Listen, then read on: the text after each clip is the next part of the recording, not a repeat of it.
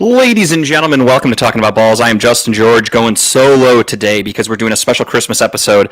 Obviously, the holidays land on Christmas Day. That's typically when we would do our show, Wednesday nights. So I am unable to. We're unable to do a show tomorrow. We're going to be busy with the holiday, and I'm not going to ask people to pull away from their families. So figured here I have a little bit of time. Teddy's next door is taking her nap. Tara's downstairs drinking coffee, doing God knows what. And I figured no time like the present. Let's get a quick episode in. Just a super quick recap of the week that was.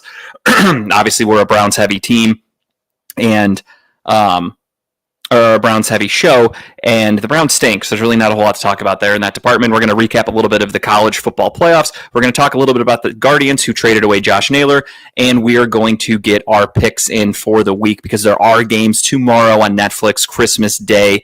I am excited for that personally. So without further ado, let's get right into it.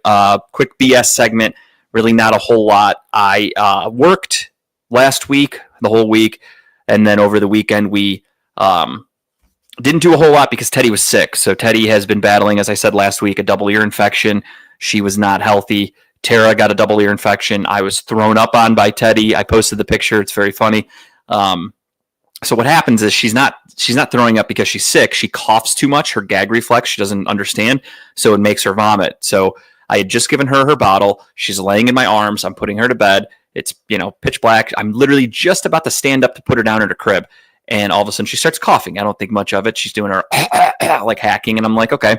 And I notice, because she had done it a couple times, I notice, okay, she threw up on me. I can feel it's wet on my chest. Okay, whatever. I'll change my shirt. Not a big deal. And then I pick her up to make sure she doesn't get it on her. And then blast, splash zone, front row, SeaWorld, Shamu, got it right in the face, covered in puke. And mind you, Tara had just started backing out of our driveway to go pick up her own antibiotic prescription for her ear infection. So Tara then looks at me or texts me and goes, I heard her gagging. Are you okay? Or do you need help? And I just did talk to text. I just said, yes, please. And she turned around and came back and took Teddy for me so I could clean up because I was covered in puke. If you saw the picture, it was literally all over my face and in my beard and just everywhere, covering my shirt. But I'm a dad. It's what you do. And I truly don't matter. I don't mind that much. It's not a big deal because I grew up watching Jackass, so it doesn't really bother me, to be honest. But it happened. She puked on me. You move on. She is doing much better now. Fever's completely gone. She's her nose isn't running as much. Her cough isn't as bad as it used to be. So things are definitely getting better. She is good to go, ready to rock and roll for her very first Christmas, which we are very excited about to have with her. We decided too that we're not going to be like the crazy parents that go absolutely bananas for their kids. Like, we're going to get her gifts, but we're not going to go fucking wild. So, we got her a bunch of stuff, some toys and little things that we think she'll like. She has too much stuff as is. We don't need it. We told all of our family members, we're like, don't go crazy and buy her a bunch of shit. We don't need it. I don't need to fill my house with stuff that I don't want.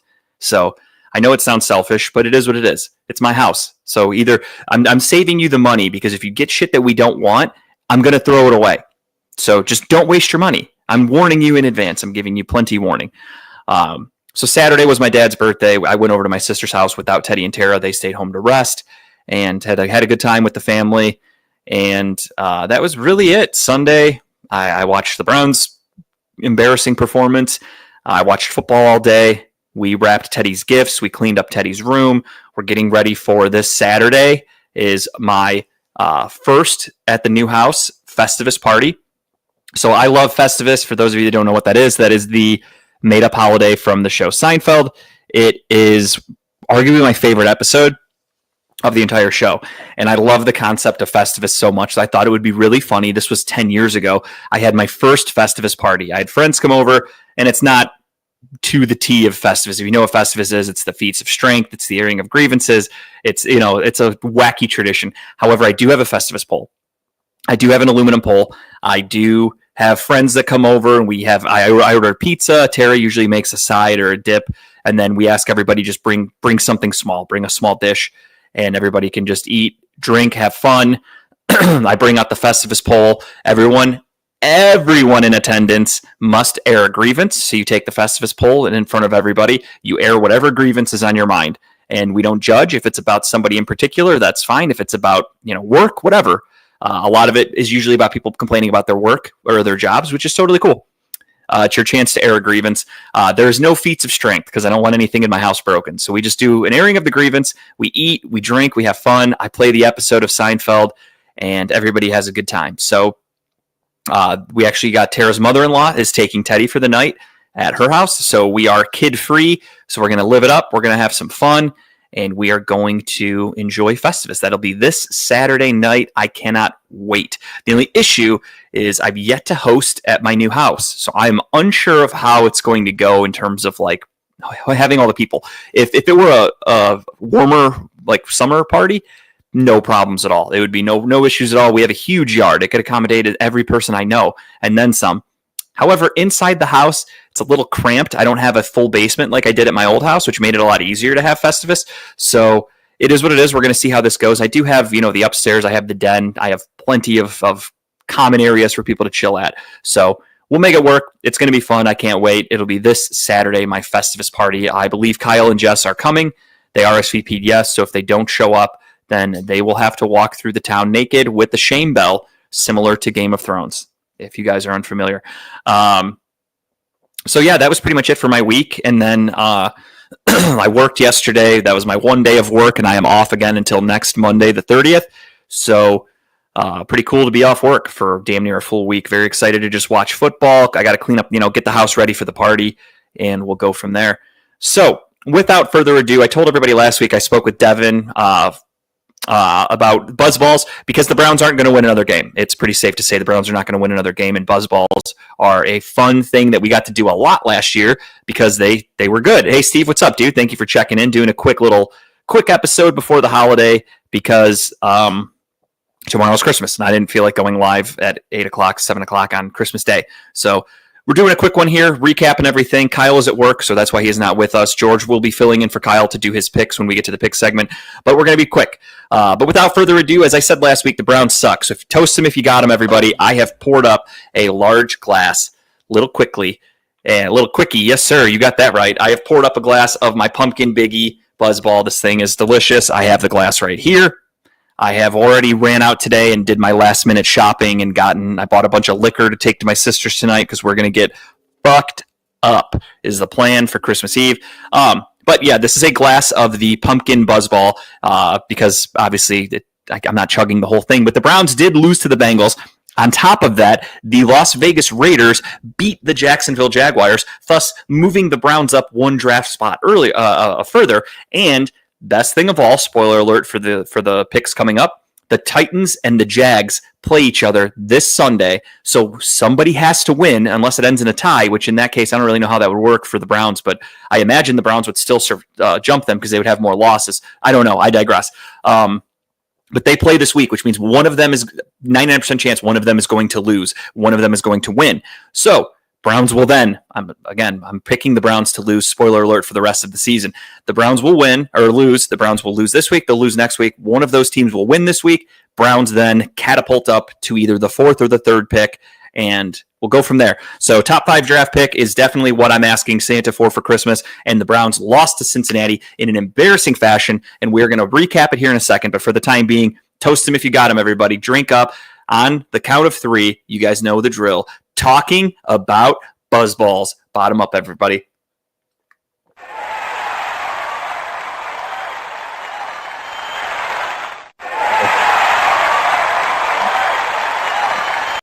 I like it.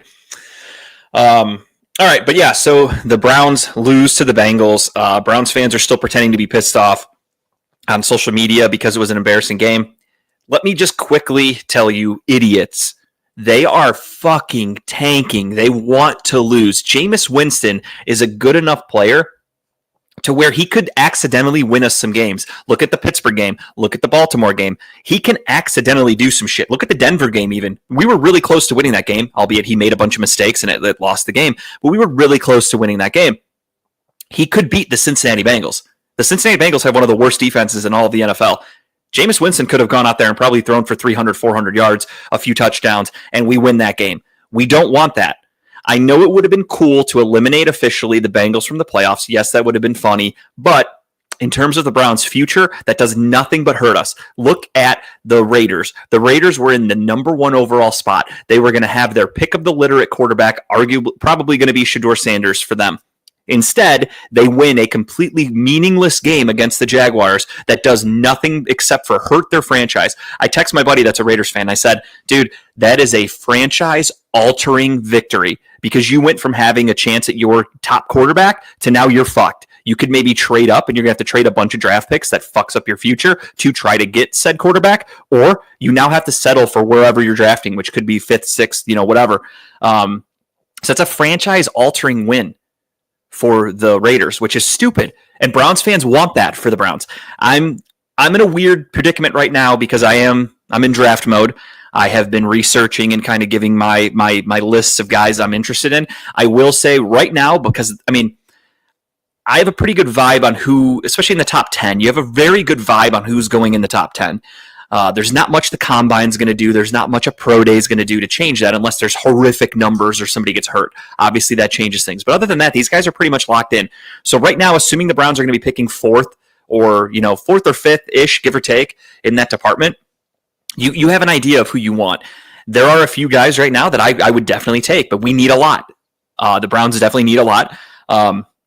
Free agency comes first. Free agency will be in March. So to see who they fill up with, because the one misconception I hear from a lot of Browns fans is that we need an offensive lineman.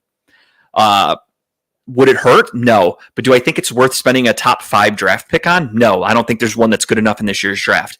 Also, with that being said, again, we'll get into draft talk in the offseason, but just really quickly, I was doing a lot of yesterday. I'm not going to lie to you. When I was technically at work, I was doing mock drafts and I was looking up draft stuff all day. I did pretty much nothing. So I was looking up a lot of draft stuff, and the offensive linemen are good, but there's none that are there's no Joe Thomas in this draft, if that makes sense. And the Browns have, right now on paper, there were rumors a couple of weeks ago that the Browns were in talks to give Wyatt Teller a contract extension. So we'll see what happens there.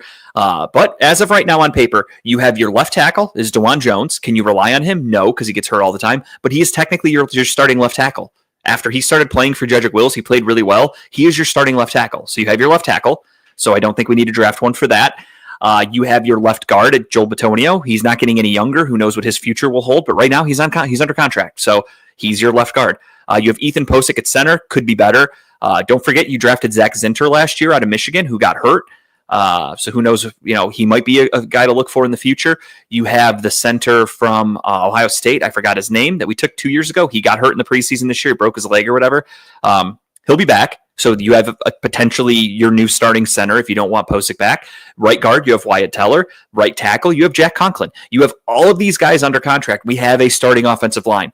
So that's not a pressing matter for me. Not somebody I'm taking a draft pick in the first round. Do I want offensive linemen taken in the later rounds? Sure.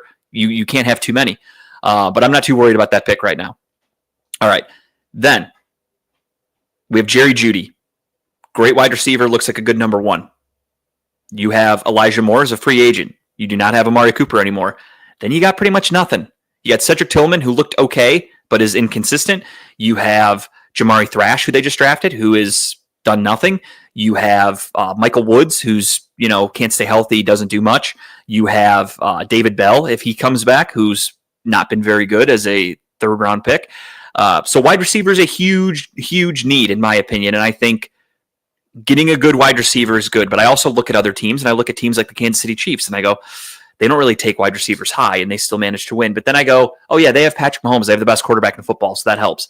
So Terrion McMillan, however you say his first name, out of Arizona is a guy that I definitely have my eyes on. But I'm not going to bore you all with draft talk right now. We have all off season. So wide receiver is a really interesting one for me. Quarterback is obviously an interesting one for me. Do I like Cam Ward?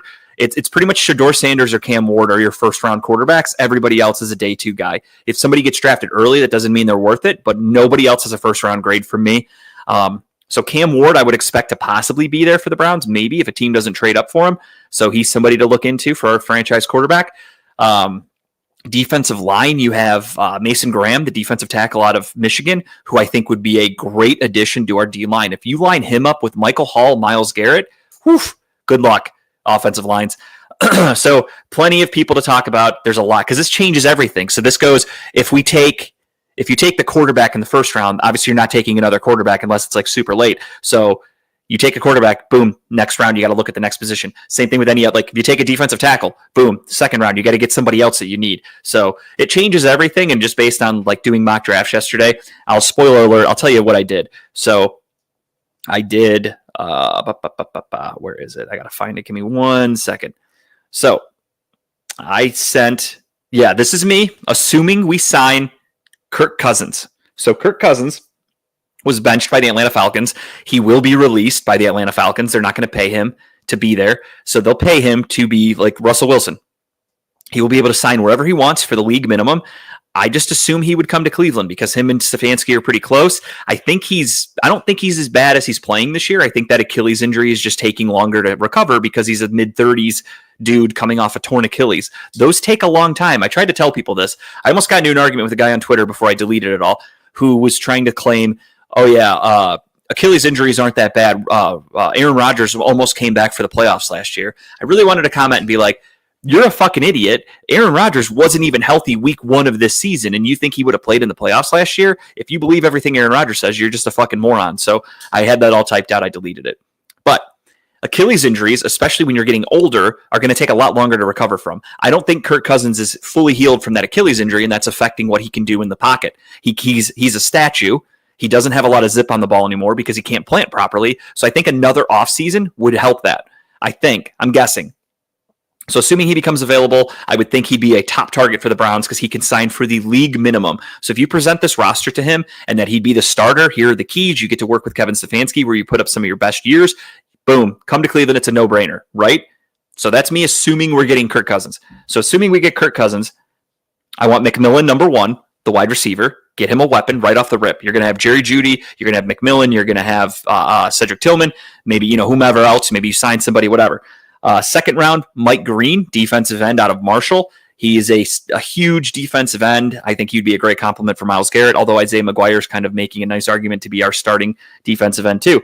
Then in the third round, I have Garrett Nussmeier. So if you're not familiar with Garrett Nussmeier, he is the quarterback at LSU. He is big-ish. He's like 6'2", 220, young, very inexperienced, has everything you look for in a good quarterback. He has a strong arm. He has good pocket awareness. He's just young and inexperienced. So him coming to Cleveland in the third round as the backup to Kirk Cousins to sit there and wait and watch is tremendous. I think that would be a really, really good future plan, long-term plan. And then also with our second, third round pick, I have Deontay Lawson, the linebacker, just because we need linebackers. So I threw that one in there. I did a 3-round mock yesterday just for shits and giggles. So that's what I have right now. Super early. Again, things will change. But if we take any of those guys, just remember you heard it here first. And I have nothing to go off of other than pure speculation and just a guess. But Browns lose to Cincinnati. Browns fans are so fucking stupid because Jameis Winston, again, as I was saying before I went on my fucking tirade, Jameis Winston can win games. Jameis Winston can sling it. Dorian Thompson-Robinson is not good. He has officially shown me enough to where he should not even be in the NFL. He should not be on this roster next year. And that's okay. The Browns know that. That's why they started him against Cincinnati, because they knew he would do what he did. He went out there, he threw a bunch of interceptions, made a lot of mistakes, took a bunch of sacks, missed a bunch of reads. We lost. It was kind of a closer game than I was expecting, to be honest. Thank God for Deontay Foreman's fumble and for DTR turning it over in the red zone because with an interception, because we were close to scoring and keeping that game close. And then finally the Bengals were able to pull away. So the Browns lose as expected. Again, it's all about draft positioning at this point. We take on the Miami Dolphins this Sunday, and spoiler alert, I'm expecting a loss. Miami is still battling for a playoff spot. The Browns have nothing to play for. Do not win this game. Then we end the season with Baltimore, where at that point, Baltimore could be resting guys, which kind of makes me nervous. But I also think that because it's in Baltimore, that we don't stand a chance. So we'll see. I don't want to say the forbidden word, but I think Myles is moving this offseason. I don't think so. So, Steve, good. Thank you for bringing that up. I did want to talk about Myles Garrett's comments. I feel like Myles Garrett is basically just saying what everyone knows is going to happen. He's saying it out loud because you had Mary Kay Cabot put that story out there that said Deshaun Watson would be back. The Browns are not closing the door on Deshaun Watson, blah, blah, blah. They have to say that. He's under contract. They're not going to say, yeah, we fucked up. They're going to act like, no, we're going to let him compete. We're going to see what happens. Then they're going to draft a quarterback, and then you're going to go, wonder why they did that. Because they're moving on from Deshaun Watson. It's a no-brainer. Myles Garrett was basically just vocalizing, we're not running this back with 4. We're not. That was his nice way of saying that. I think because the way this roster is structured, we still have a very good defense. We have good pieces on offense. If you get a young quarterback, it's like the Denver Broncos. The Denver Broncos cap situation was fucked by Russell Wilson. What did they do? They just cut him. They drafted a young quarterback, and they said, let's go. We're going to move on. That's what the Browns are going to do, whether that's with Cam Ward, whether that's with Shedeur Sanders, who I personally don't like, Jalen Milroe, Nussmeier, fucking Quinn Ewers, whoever. They're going to draft a young quarterback this year. The Browns are getting a quarterback, and they will be in the market for a veteran quarterback, whether that's Daniel Jones, whether that's Kirk Cousins, whomever. They are going to be changing the quarterback room. And I think Myles Garrett is right, but I also think he's kind of stupid for saying that, because the Browns roster, the way we're structured cap-wise, we can't rebuild. There's no rebuilding. This isn't the NBA where you trade you do salary dumps and things like that. This isn't the NBA. This is the NFL. You're stuck with the contracts you have, meaning the core players we have, Denzel Ward, Myles Garrett, Deshaun Watson, unfortunately, David Njoku, Jerry Jeudy now, all these guys that are under contract, we're stuck with them for the most part. Yes, we could trade Myles Garrett for a lot. Will I think the Browns will do it? No. He's a key piece to this team. They have no intentions of moving on from his cap situation. Doesn't even help that much if we traded him. We would just get a bunch of draft picks or whatever. It doesn't help us in the long run. I think the Browns are still in a win now mode. They cannot afford a rebuild. Andrew Berry and Kevin Stefanski cannot afford a rebuild. This is their make or break season. So next year they better be competitive and they better win games, or else they're all getting fired. They're not going to trade Myles Garrett because that takes a step backwards. So I don't think that's going to happen this season at least, Steve. But I do like that Myles came out and basically called out the franchise, but it's kind of stupid on his part to do that because they're clearly not rebuilding. Jimmy Haslam has spent more money on this roster than almost any owner in the NFL. They went all in on Deshaun Watson. Did it work? No, but they went all in. So there's no rebuild happening. They're trying to win a Super Bowl. They tried last year. We made it to the playoffs. They tried when they traded for Deshaun Watson. They are making moves. They want to win now. They are not in a rebuild mode. So for Myles to say that is kind of stupid because we're clearly not in a rebuild mode. This year, yes, our season is tanking, and they're just losing to get the better draft pick because your goal is to get a top 5 draft pick and then to not draft in the top 10 for the next decade. That's the goal. So you have this one shit year that we're all suffering through, and Myles, in the offseason, they'll tell him, hey, now we have the 4th overall pick or 3rd overall pick, whatever. We're looking to draft this guy because he's going to lead our franchise to the promised land. And that's what you do with a top 5 pick. That's what you expect out of a top 5 pick. So I don't think the Browns are in a rebuild mode. We're not in a situation where they're going to want to lose back to back to back. $16 million over the cap going into the season. Who's going to be a cap casualty? There's going to be a lot of restructuring to get done. I'd have to look, to be honest, off the top of my head, I don't know.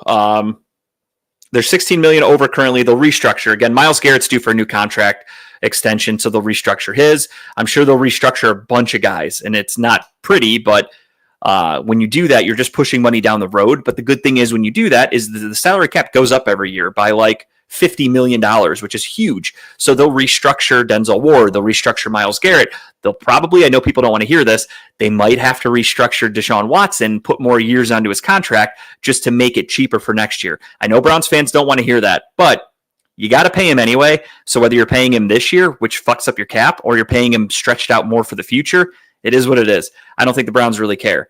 Yeah, exactly. The New Orleans Saints are typically like negative 100 million every year, and they somehow manage to field a team.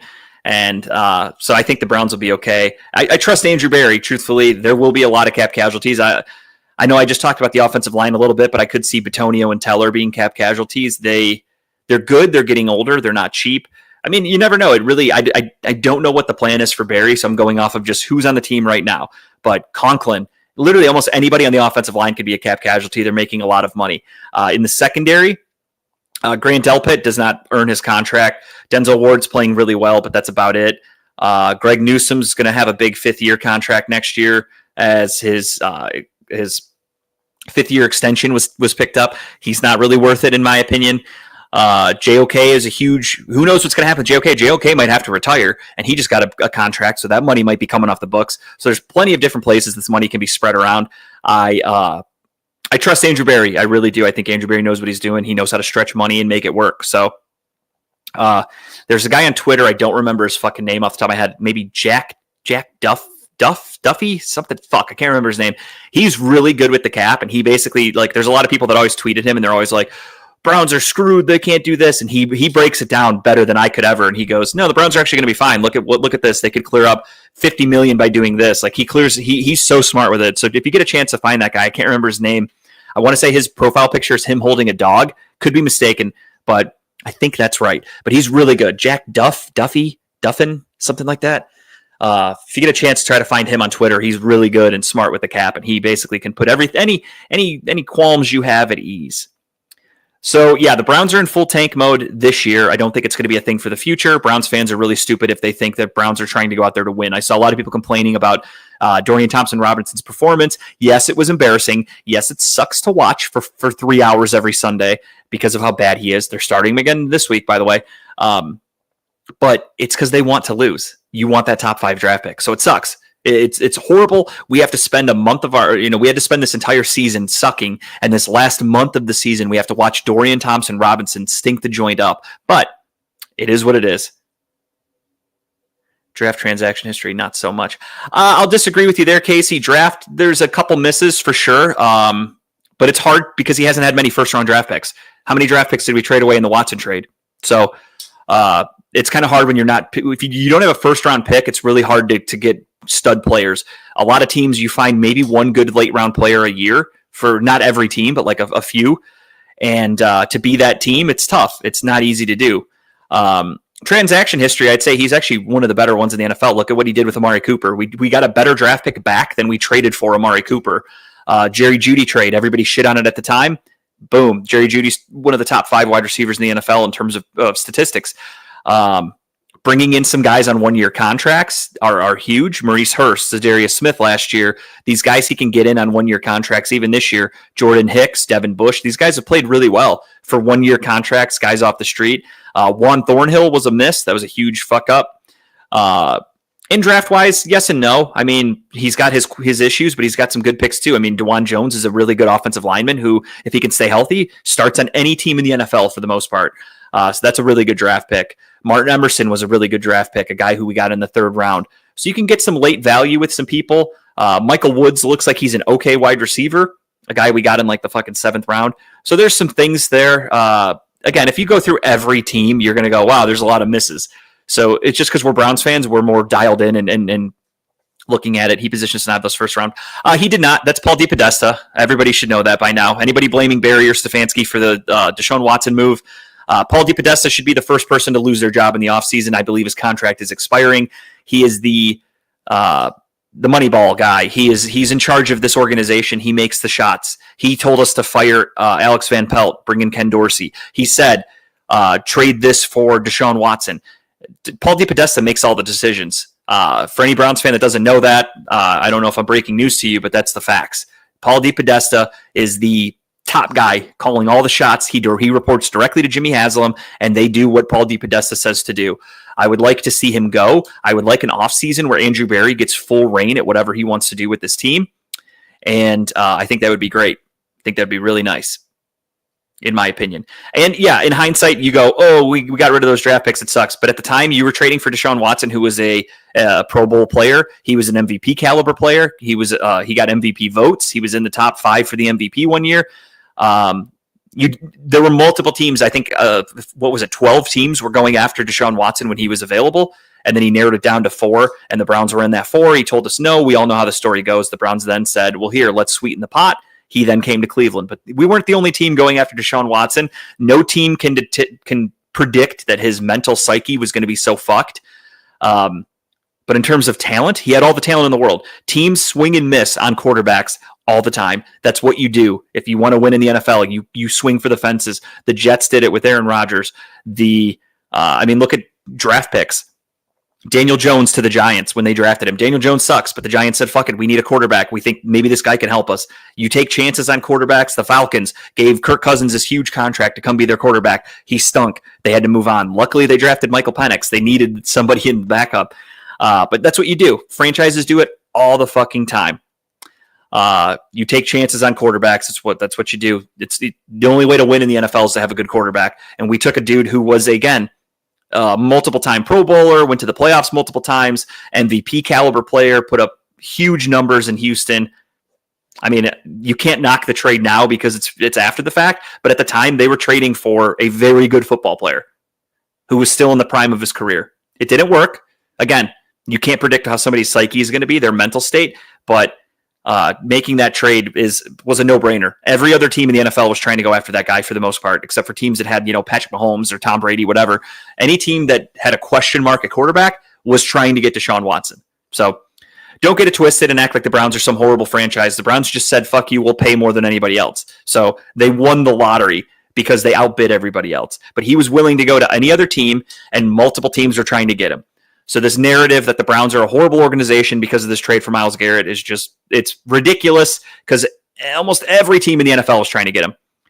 He didn't play for 2 seasons. The allegations should never been given what he did. They gave 3 first-round picks out of desperation. They would have gotten those 3 first-round picks from any other team. What got him to Cleveland was the guaranteed contract. The draft picks have nothing to do with it. The draft picks were getting traded regardless. Him not playing for 2 seasons, not a big deal. You don't forget how to play football. If you're a top player like that, guys have gotten hurt for a couple seasons, come back, and you don't forget how to play football.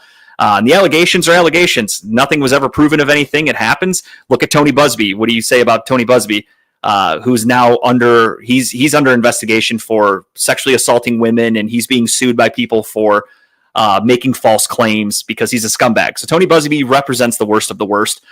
It is what it is. Again, in hindsight, yes, the trade was a bust, but every team was trying to do it. I can't knock it now because it's after the fact and go, oh, I'm smarter than you. You know what I mean? I wanted the trade to happen. I thought Deshaun Watson was a better player than Baker Mayfield, which at the time he was. There's no question about it. Deshaun Watson was a better quarterback than Baker Mayfield in whatever year it was, 2021 or whatever the fuck, whenever we traded for him. So it is what it is. You swing for the fences. Sometimes you miss. It happens. Now it's time to rebuild. The Browns still have a very good roster. They're going to restructure contracts. They still have very talented players. You have a top 5 draft pick incoming. You're going to hopefully get a quarterback, and you keep rolling. That's it. You make a move. And again, I really want to see an offseason where Andrew Berry has full control of the organization. So number 1 move, I almost named this episode Moneyballs, but I wanted to do it for Christmas. I almost named it Moneyballs because A, I was doing a buzzball because we lost, and B, because Paul DePodesta is Jonah Hill's character from the movie Moneyball, and he needs to be fucking let go.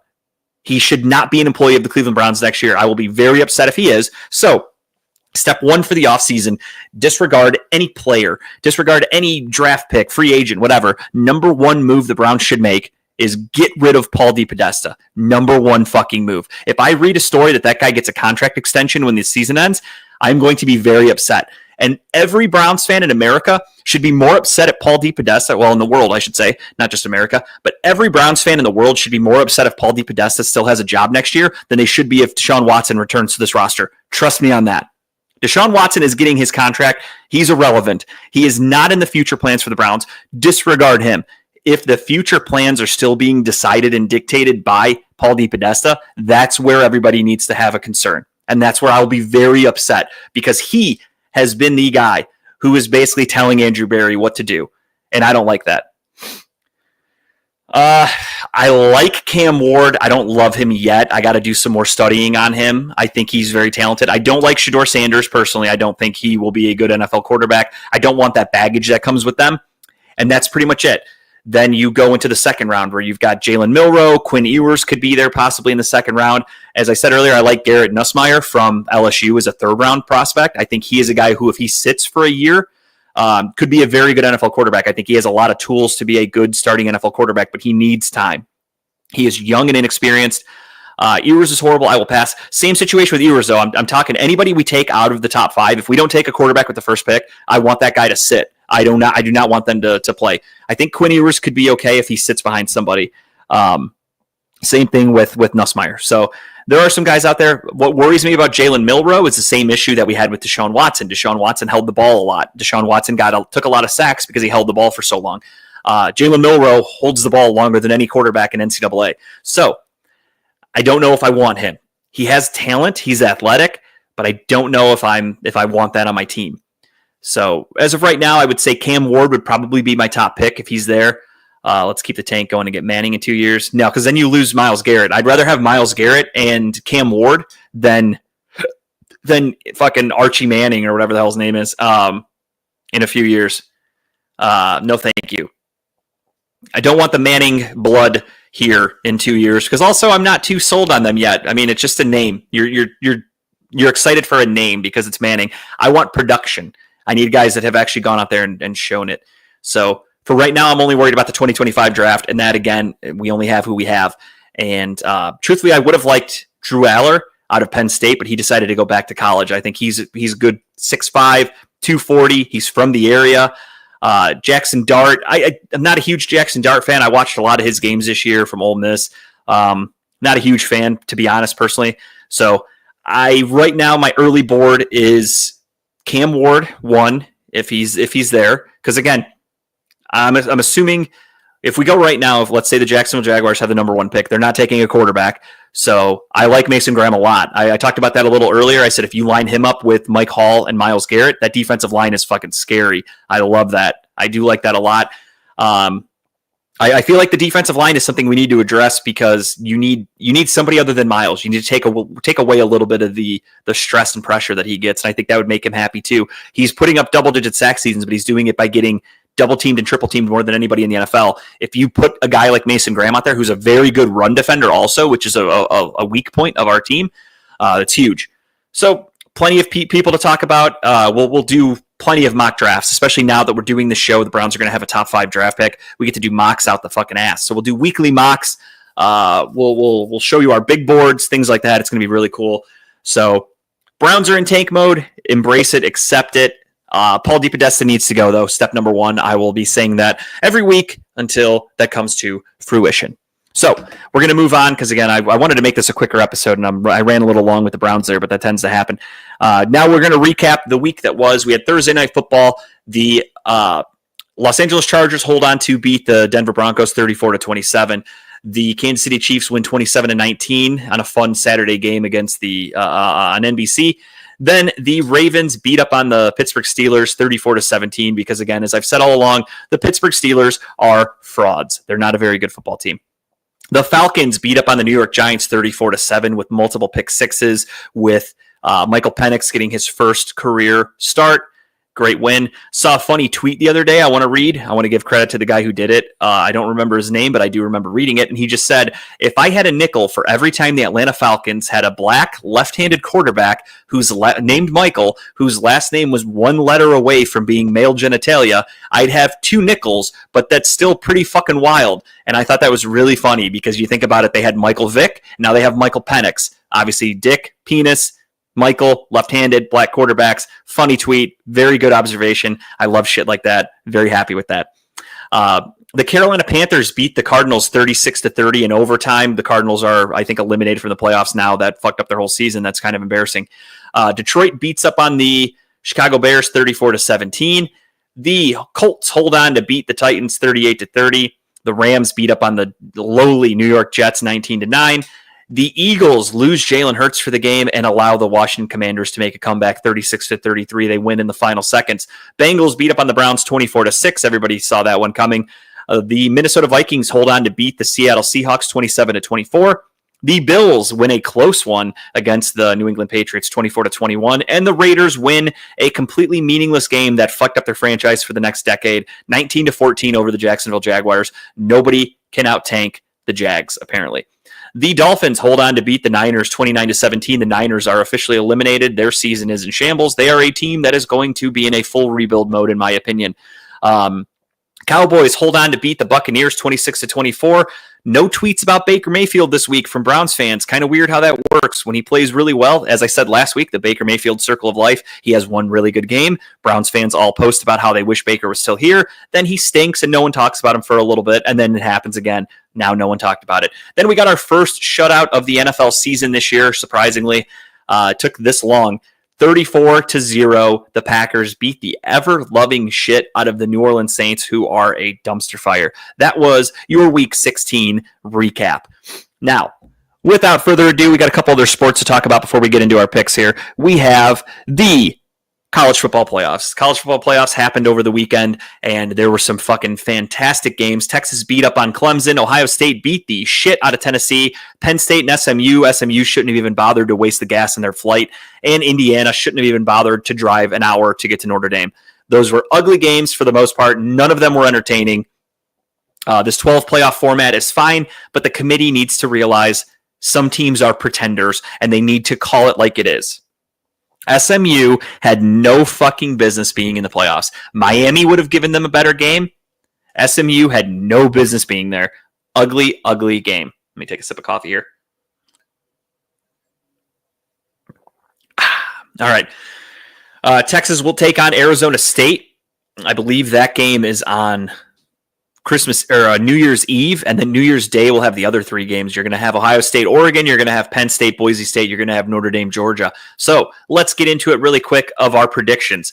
Give me Texas over Arizona State. Give me Ohio State over Oregon because it's a neutral site. I think Ohio State, if they play like they did against Tennessee, they truly are the best team in the country. Ohio State is. They just underachieved for some reason. Ryan Day cannot get them motivated. I've said it all along. I think Ryan Day is a questionable coach at best, and I believe if he does not win a national championship this year with all the money they put into this team, he will not be the head coach. So he is literally coaching for his life. Or his job. You know what I mean? They're not going to take him out and fucking kill him. With that being said, though, well, speaking of killing somebody, I completely forgot this in the BS segment. Sorry, let me backtrack a little bit. I did a surprise. So Tara has mentioned something in the past she told me she wanted to try, and we never did it. And I was kind of like, you want to do what? So behind her back, I secretly set us up for a 90-minute session to learn how to shoot bow and arrows. She had told me she wanted to take an archery class, and I kind of was like, huh. And I found a place that did it. Shout out to Parma Armory in Parma, Ohio. And they did a 90-minute class, an archery class, and it was fun as fuck. I really liked it. Now that we have this huge yard, I told Tara, I think we're going to buy bows for each other. We're going to buy targets. We're going to go in the backyard and shoot bows and shit like that whenever we can. I think that'll be really fun to do. It's a cheap. The guy really sold it. The teacher, he was like, it's once you buy everything you need, it's free. You just shoot your targets. The arrows are reusable. He's like, you don't need to buy anything else. He's like, if you golf, you're losing golf balls. You're losing tees. You have to pay tee times. If you shoot guns, you have to book range times. Every bullet costs money. They're not free. He goes, bow and arrow, if it breaks, you buy a new one, but they last forever. He's like, as long as you take care of your bow, they're going to last. So you really don't have to spend that much money. So I was like, that's a really good point. And we have all this yard here, and I was fucking hitting targets. It was so fun. Dude, it was really cool. The one thing for me, George, I know we've met a couple times in person, but I'm really tall. Not really tall. I mean, I'm tall for normal standards. For sports and NBA standards, I'm a point guard. But in real life, I'm kind of tall. I'm 6'4". So when I took the bow and I'm aiming it, and the guy's like obviously this isn't how my hand was, but the guy's like, he's like, I know this is going to feel weird. He's like, but go down. So I'm almost like, I feel like I'm pointing at the ground almost. And I'm like, this doesn't seem right. And I let it go. Boom, right in the fucking middle where he told me it would go. And he's like, I know it doesn't make sense. He's like, once we get further out, it'll be better because you start off shooting really close targets. And he kept warning me. He's like, this is going to suck for you. He's like, I'm just warning you right now. You're really tall. This is going to suck. So we did it. I had a really good time. Tara and I both had a really good time. We were very competitive with each other, talking a bunch of shit. Everybody had a lot of fun. Before we left, the guy gave us all cards to come back. We get another free hour in the range. So something we're going to do in the future, I think, is buy some bows. But sorry, I forgot. I left that part out in the BS segment. But yeah, so Ohio State, Ryan Day is playing for his job. So if they beat Oregon, he keeps going. If you lose twice to Oregon this year and you lost to Michigan, season's a failure. Bye-bye. Tara got a bullseye. Yeah. We'll agree. Do you have pictures? Do you have proof? I don't remember. Penn State, Boise State should be a really good matchup. You have Ashton Genty, who is going to be facing the best defense he has faced this year. He is a guy who arguably could have won the Heisman. He's the best running back coming out in this class. Now he gets a real test against Penn State, so we'll see how he reacts. Notre Dame, Georgia should be a fun game. This one's interesting because Carson Beck just had surgery. So Carson Beck is out, who wasn't very good anyway, but it is Georgia overall. Notre Dame played really well against Indiana, but I don't know. Give me the experience. I'm going to go with Georgia. This one's kind of a pick 'em in my opinion. I could definitely see Notre Dame winning, but just because I don't follow college football enough to like pick teams. I like watching for the players. Give me Georgia. So my Final Four, I have Texas, Ohio State, Penn State, Georgia is going to be my Final Four, which would be kind of ironic if you got two fucking teams from the Big Ten making it to the finals, Final Four. But that's your college football preview. We'll see how those games go. Those games will be happening next week. Again, I think Kyle and I will be doing a show next Wednesday, but we'll be basing it around the Ohio State game probably. If it's a close game, I'm not trying to start a show. So maybe we but maybe we postpone next week to another date. We'll figure it out. We'll talk. All right. Now the Guardians have made another trade where they got rid of a player for a relief pitcher. I forgot his name. I had it. I completely forgot it. It starts with a C. They traded Josh Naylor to the Arizona Diamondbacks for, I forgot his fucking name. I'm going to look it up right now. Josh Naylor. This is where I need George. George, be quick. I'm just kidding. I'm looking it up now. So they did sign Carlos Santana to now be a fill-in first baseman because they will be going, for a cup of coffee, basically. No, I will say that the relief pitcher they got, I hate it. I hate that the Guardians make these trades and they don't make big splash moves. Slade Sassoni, that's his name, and a competitive balance round B pick. So Josh Naylor has been traded. Josh Naylor is gone. He was due for a contract extension, and they were not going to give that to him. So he was in the final year of his contract. It makes sense to trade him. They got a relief pitcher. You look at it and you kind of go, that trade sucks. But then I go back to when we traded Corey Kluber. We traded Corey Kluber for an unknown relief pitcher that I thought, are you fucking kidding me? We just traded a 2-time Cy Young Award winner for a guy named Emmanuel Clase, who came into Cleveland already suspended for performance-enhancing drugs. So we traded him for a guy who couldn't play, and I just laughed, and I thought, what a fucking stupid move. Now you fast forward, and Emmanuel Clase is the best closer in Guardians baseball history, except for the playoffs, apparently, and it was a good trade. The Guardians rarely lose their trades. I'll give them credit on that. What did they do? They looked at the market and they saw, look at all these starting pitchers signing with teams. They're making a killing everywhere they go. We can't afford that, obviously. Our pitching rotation's kind of weak. So what did we do? We traded our guys for a bunch of prospects who fit our mold, who will now come to our organization and will be taught the Guardian way and will become probably really good pitchers in the future. You have to assume. Again, Guardians don't really miss with these picks. So Slade Sassoni, however you say his last name, is a decent relief pitcher who is now coming to Cleveland to get to work with this stud rotation that we have, this stud bullpen, and you get to work with Carl Willis, who is one of the best pitching coaches in baseball, and you go from there. Naylor was not staying in Cleveland. You have Kyle Manzardo. Kyle Manzardo is your future for everyday first baseman, so that trade makes sense. Then they bring in Carlos Santana for an extra body at first base, so welcome back for your third stint in Cleveland, Carlos Santana. Carlos Santana, pretty comparable to Josh Naylor in terms of batting, if I'm being honest. So I don't hate it. I just wish we were getting. I wish we would get a bigger splash, I guess is my issue.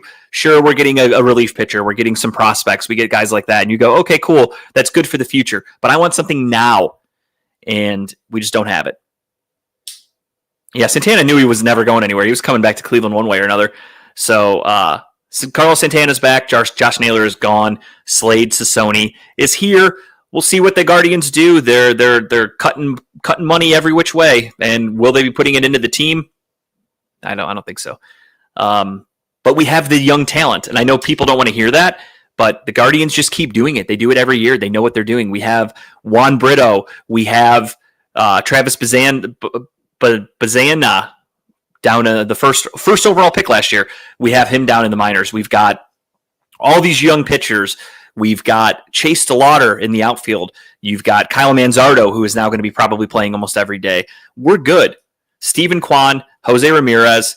You're going to stick with Brian Rocchio at short. You're going to probably go with Logan Thomas in center. Right field will be a mixture of, I assume, I hate to say it, Will Brennan, John Kenzie Noel, and then again you have Chase DeLautner, who I assume will make the big leagues this year. And then you're going to go to second base, who again could be Juan Brito, could be Travis Bazana. I don't know who they're going to go with. I'm assuming Juan Brito. If I had a gun to my head right now, I would say Juan Brito gets it.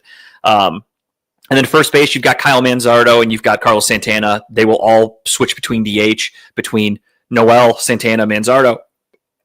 You brought back Austin Hedges. You still have Bo Naylor, unfortunately. So that's your starting lineup. I don't think it's going to change. I really don't. I think that's what we're rolling with in 2025. Like it or hate it. So that's your Guardians news. And then without further ado, let's quickly do our picks. Kyle has sent his picks into George. I have taken a 5-game lead with only 2 weeks left. And George is going to go ahead and post up the schedule because I have not even looked at it yet. Kyle sent his picks in directly to George. I did not look at them. The only thing I did notice is Kyle picking a new favorite team, apparently. We'll talk about that when George reads his pick because it was the top one, so I read it. I got to look up some spreads here because I haven't even had a chance to look at them myself, to be honest. So give me just a tick. Yeah, it's interesting. I turned around and I kept saying it last night. I said, going back to your thing about Georgia and Notre Dame, I said, yeah, Georgia's a bunch of frauds. And Bruiser didn't care for that too much. And I was like, well, everybody's pretty much about maybe to find out. You never know. Yeah, no, I agree with you. I think that obviously they were really good for the last couple of years, but they've lost a lot of talent to the NFL, and they are not the powerhouse that they used to be. Nope. So I could. That's why I said I could really see that game being a coin flip. I just saw, obviously Notre Dame lost to fucking Northern Illinois or whoever, and for me, I can never get that taste out of my mouth where I go, Notre Dame's a fraud also. So they could be beaten on any given day. Right. And like I said last night, it's like, hey, anything's possible. Notre Dame could shock the world. Who knows? Yeah, no, absolutely. Right now, they put this playoff thing together because they were sick and tired of the absolute ultimate prediction of who was going to be the number one overall. And they wanted to do something totally different and, make it a little bit more fair and give different people a bunch of attempts at it. And it's like, hey, if somebody would have shocked it last week and, there would have been a big surprise with an upset, hey, so be it. No, absolutely. I agree completely. Ooh, look at that. All right. I have my spread pick. I have officially found it. I think I like what I'm going with. Steve, I agree. Winner of the Ohio State-Oregon game is winning the national championship. I think that's very accurate. Those are the best two teams by a mile. It's crazy that they're facing this early in the playoffs, but that's what happens when you lose to Michigan. So should be a fun one. I look forward to it. But let's get into it. We are going to start. I'll let George read Kyle's picks here, and we are going to get into tomorrow, Christmas Day on Netflix. We have the Kansas City Chiefs going to Pittsburgh to take on the Squealers at 1 p.m. I will give my pick. I'm going Kansas City. Pittsburgh are frauds. I can't pick them. Kansas City's a good team. Was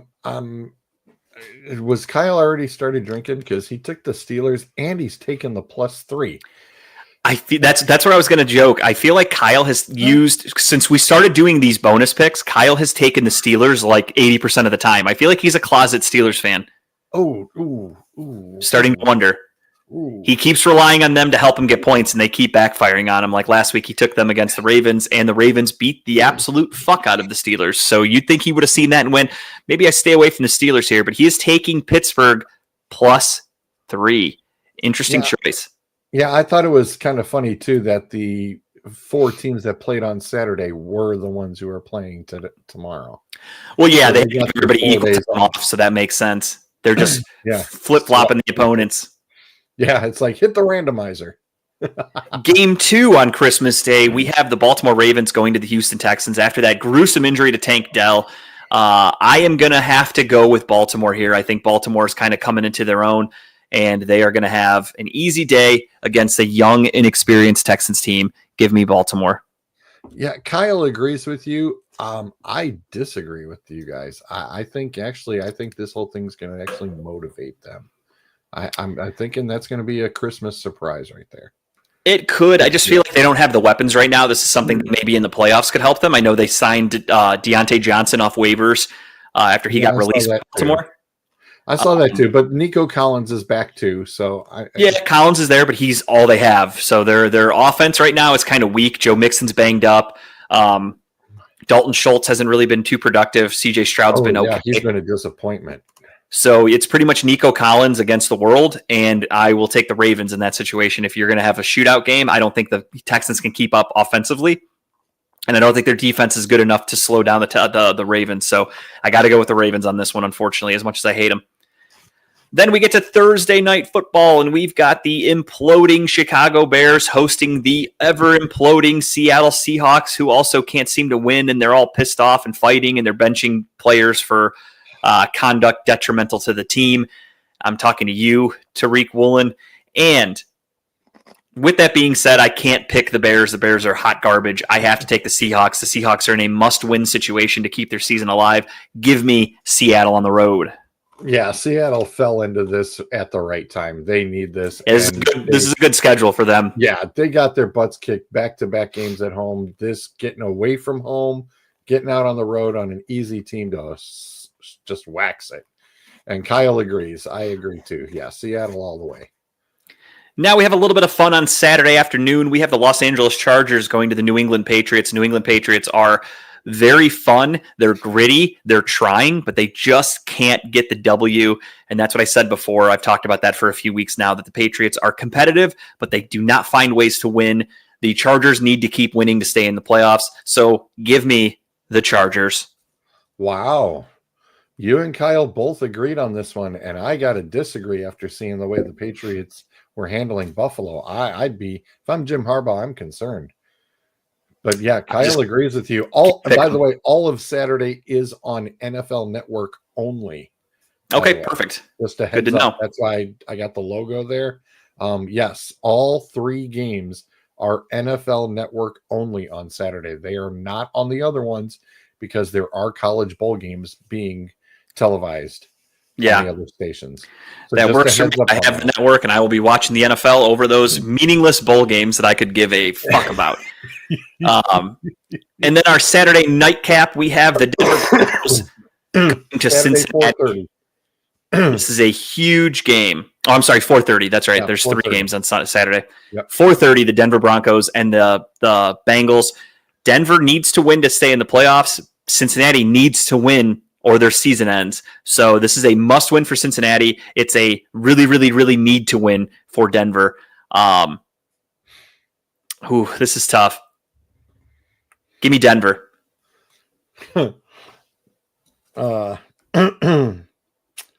Kyle missed one.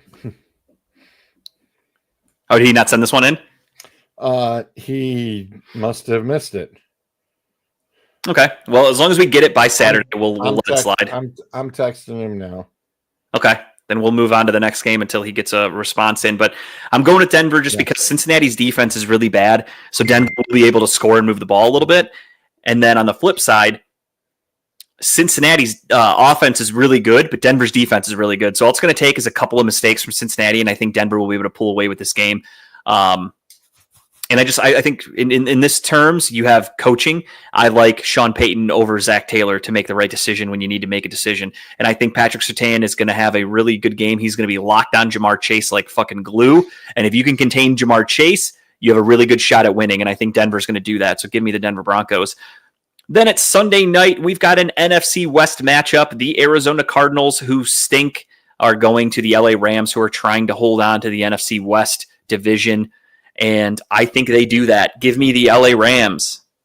Yeah, Kyle agrees. The Rams are hitting their stride at the right time right now. And yes they are. They'll end up being the NFC West champs. I think so too. Yeah, that's a no-brainer right there. Now we move on to the Lord's Day of Sunday, where football was meant to be played, and you have the Indianapolis Colts going to the New York Football Giants in a game where the Colts should win to keep their playoff hopes alive because the Giants are in full tank mode, and I don't see any outcome where the Colts do not come away with a victory. Give me Indianapolis.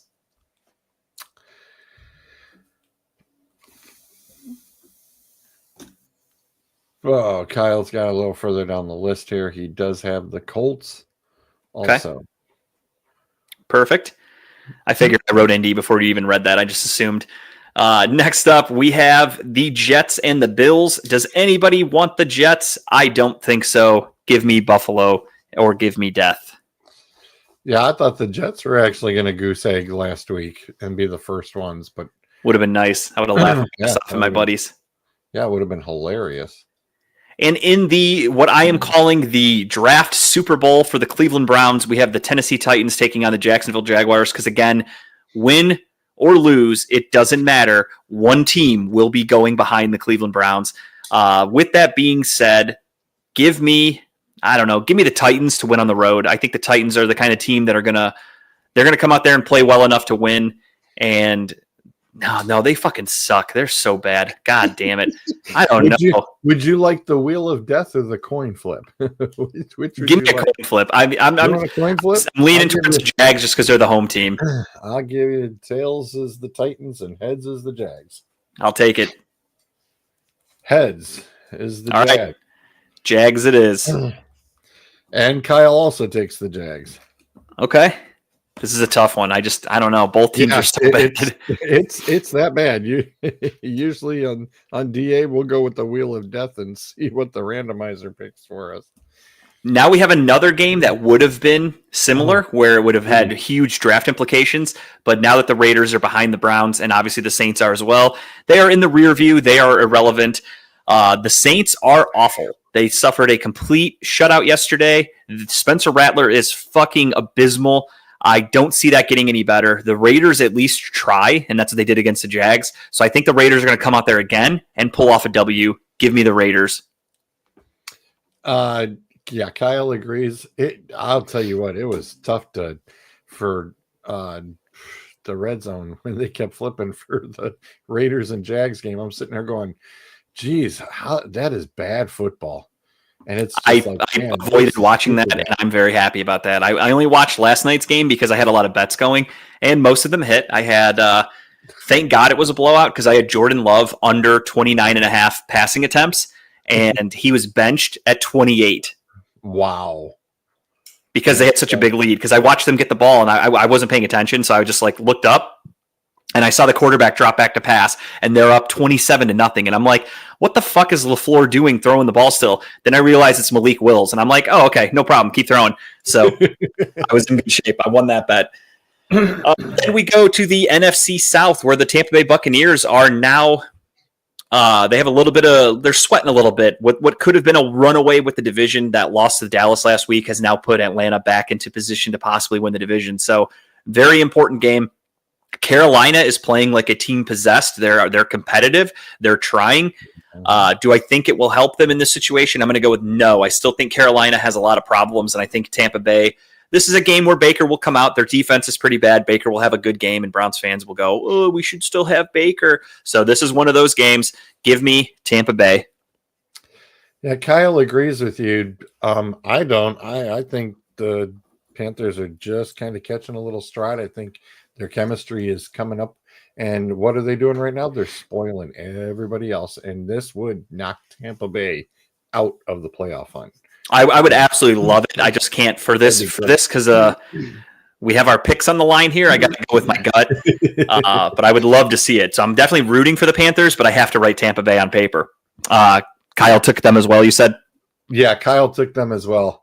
And now we're up to the flexed out game, because it was supposed to be the national game of the week, and now the folks went, no, the ratings are going to suck, and they flexed them back to a 1 o'clock time. Which I'm okay with, because after just seeing Dallas on Sunday Night Football last week, and then now that you're going to have probably Kenny Pickett starting for the Eagles, assuming Jalen Hurts does not come back. Or Pickett, even the Eagles. It may not even be Pickett if that shoulder messed up. I guess give me the Cowboys. Ooh. Kyle took Eagles. He's still going Eagles.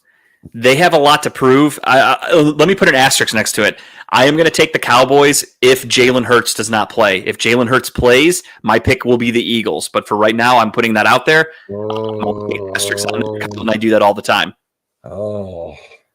So give me Philly with Hurts. Give me Dallas without. Yeah, it's a little early. It's hard when you got to pick days ahead like this. We're a full week away, basically, and concussion protocol is so tricky. I've seen guys come back in a week. I've seen guys take 2 weeks. I've seen Cedric Tillman miss damn near a month with a concussion, so you never know. But with that being said, yeah, if Jalen Hurts plays, it's the Eagles. If if the backup, Kenny Pickett, whomever, then give me the Cowboys. So I wrote down Dallas without Hurts and an asterisk. And Kyle said is taking Philly. Yep. Okay.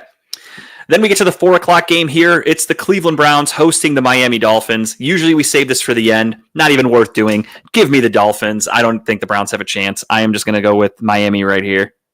Do you know what the weather's supposed to be on Sunday? Actually, kind of nice. It's supposed to be like 50 and rainy.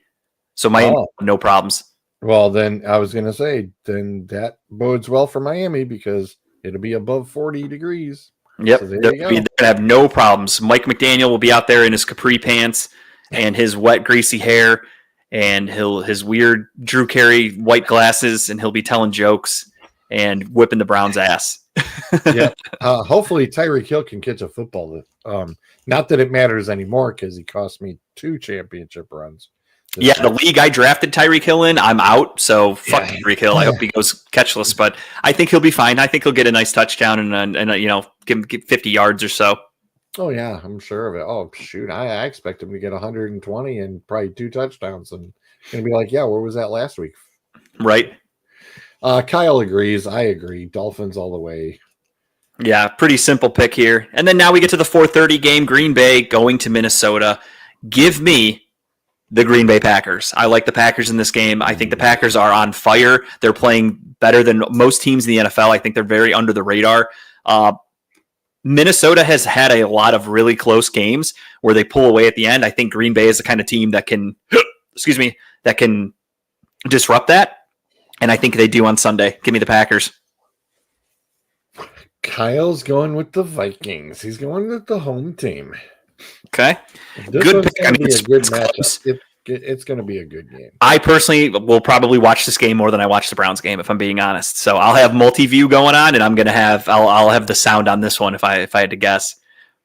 Sunday Night Football in a really, really good matchup. The Falcons with Michael Penix, rookie quarterbacks, Jaden Daniels, Michael Penix, both competitive, both fighting for playoff spots. I think Washington's still in the wild card spot, are they not? Mm-hmm. Yes, yeah. They are. So both fighting for playoff spots. Obviously, the division on the line for Atlanta if Tampa Bay can lose. So give me – ooh, this is tough. This is an evenly matched game. I really don't know. I will go with the home team of Washington just because this is a really fucking even game. Kyle also went with Washington. He did? Okay, no shit. Yep.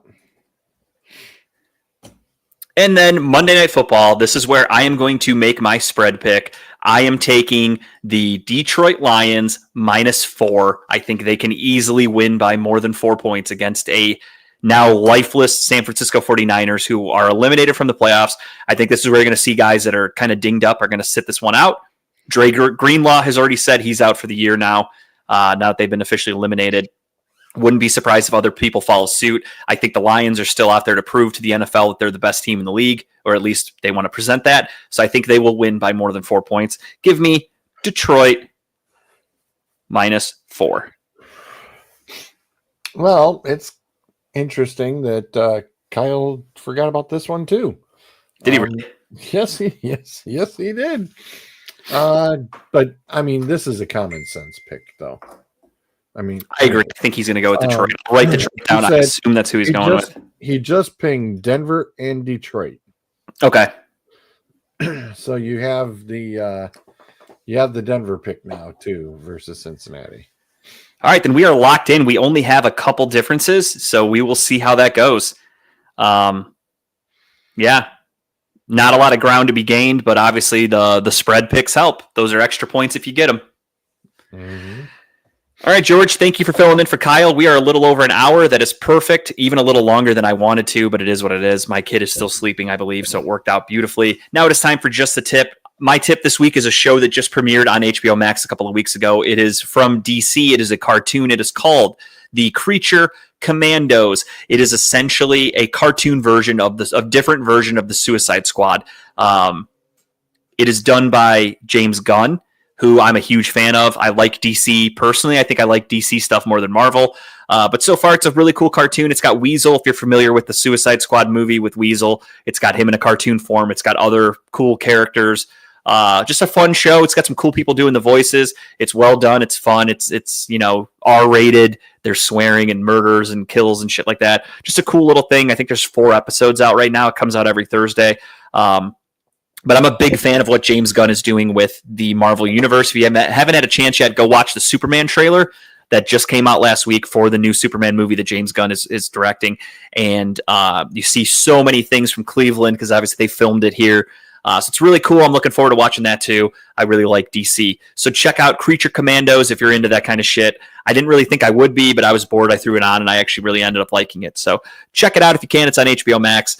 And that's going to do it for this episode of Talking About Balls. Shout out to everybody. Thank you, Kyle. Sorry you couldn't be here. I know you had to work. Thank you, George, for filling in and for being available here on Christmas Eve. I hope everybody gets to spend some great time with their friends and family for the holidays. Tomorrow is Christmas, so enjoy it. Be safe. Have fun. Drink some eggnog. Don't catch Santa banging your wife or whatever. And we will talk to you guys again at some point next week because, again, our typical Wednesday night show would be happening during the Ohio State-Oregon game. And personally, I would rather watch that than the game. So maybe we'll do a late episode right after the Ohio State game or something like that. We'll figure it out. We'll talk about it. If it's a blowout, you know what I mean. We'll be winging it. We'll be playing it by ear. We'll keep you guys posted as best as we can. But without further ado, thank you guys so much for watching. Have a great holiday. Have a great Christmas. Merry Christmas to everybody. Be safe. We'll talk to you again in a week or so. Cleveland, that was for you.